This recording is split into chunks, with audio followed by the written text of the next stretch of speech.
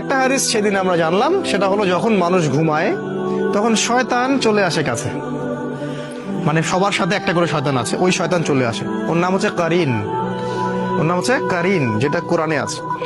সে এসে এই যে আমাদের গর্দান আছে, এই গর্দানের মধ্যে তিনটা গিট দেয়, তিনটা গিট দেয়, এবং প্রতিটা গিটের সাথে সে বলে তোমার সামনে দীর্ঘ রাত, তুমি ঘুমাও, তোমার সামনে দীর্ঘ রাত, তুমি ঘুমাও, তোমার সামনে দীর্ঘ রাত, তুমি ঘুমাও, আরামে ঘুমাও।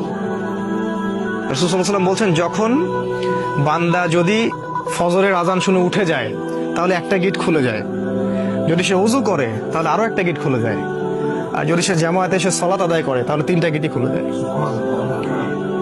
আর যদি এটা কাজ, এই তিনটা কাজ আমরা না করি, সকাল 8টা 9টা 10টায় উঠি, তাহলে তিনটা গিট নিয়ে সকাল করবে সে। তাহলে চিন্তা করেন তার সারাদিনটা কেমন যাবে। আর হয়তো এই কারণেই রাসূল সাল্লাল্লাহু আলাইহি ওয়াসাল্লাম 3 বার করে মাসাহ করেছেন, যাতে করে